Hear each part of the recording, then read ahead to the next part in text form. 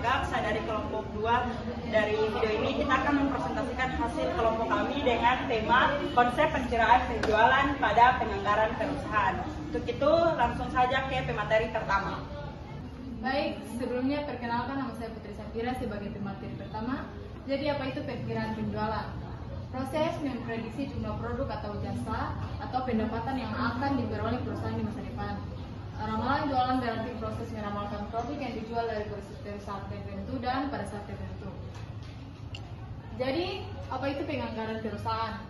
Proses formal seluruh kegiatan perusahaan dalam unit kuantitatif atau moneter untuk jangka waktu tertentu. Yang pertama ada satuan moneter, umumnya dalam satuan uang atau bisa juga barang atau jasa. Yang kedua ada jangka waktu, umumnya mencakup 1 tahun. Yang ketiga ada komitmen manajemen, kesanggupan mencapai sasaran yang ditetapkan. Dan yang keempat ada evaluasi berkala, kinerja dibandingkan anggaran, selisih dianalisis. Baik, saya Nadia Sustika, saya pemateri kedua. Saya akan melanjutkan tentang hubungan era perkiraan penjualan dan penganggaran. Dasar utama perkiraan penjualan menjadi tolok ukur anggaran. 2 arah, top down, target dan bottom up, realistis.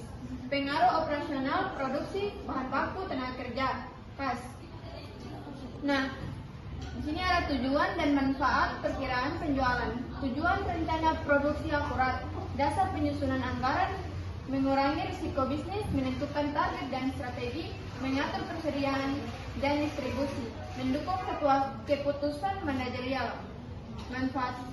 Manfaat efisien operasional, perencanaan keuangan lebih baik, meningkatkan daya saing, mengurangi biaya, meningkatkan kepuasan konsumen dan mendukung pertumbuhan perusahaan.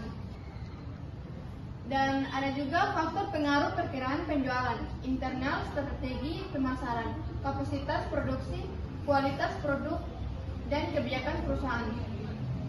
Eksternal, kondisi ekonomi persaingan, teknologi, kebijakan pemerintah, dan musim. Dan yang terakhir, psikologis, preferensi konsumen, kepercayaan merek, dan persepsi harga dan nilai. Baik, saya akan memberikan kepada pemateri selanjutnya.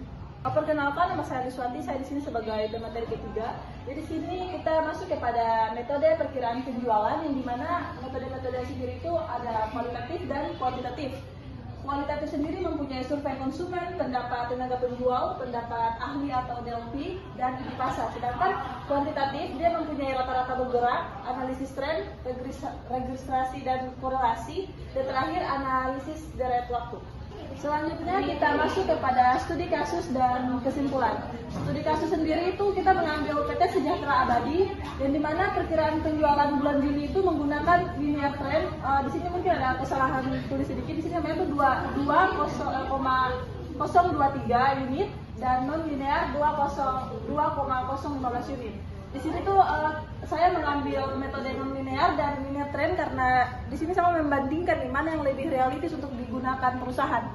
Metode linear trend sendiri itu dia pas bulan pertama tuh dia menggapai penjualan tuh 1000 unit, dan kita memprediksi untuk bulan ke depan. Di sini bulannya tuh untuk mempermudah perhitungan Excel makanya diganti pakai angka. Jadi bulan memprediksinya pakai linear trend itu memprediksi pas bulan Julinya itu dia tuh 2,023 unit, dan metode non linear itu prediksi pas bulan ke-7-nya tuh dia mencapai 2,015 unit. Di sini tuh dia mempunyai hanya beda 8 unit, tapi di sini yang lebih baiknya tuh stabilnya itu kita pakai metode linear trend karena dia tuh yang lebih gampang dipahami. Kenapa di sini metode linear trend itu yang lebih realistis untuk digunakan perusahaan? Karena dia tuh selasi atau dia tuh lurus gitu, udah punya garis. Sedangkan kalau linear itu dia berlimpah, jadi dia agak susah dipahami. Begitu, sekian dari saya. Mungkin selanjutnya kita serahkan kepada moderator. Itu tadi presentasi dari beberapa pemateri. Nah, untuk itu kita langsung ke kesimpulan. Kesimpulannya adalah perkiraan penjualan yaitu fondasi utama penganggaran perusahaan, hubungan saling ketergantungan, dan memastikan konsistensi target dan sumber daya.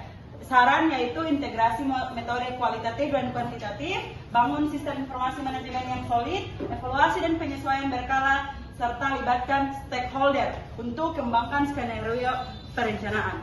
Sekian dari saya. Wassalamualaikum warahmatullahi wabarakatuh.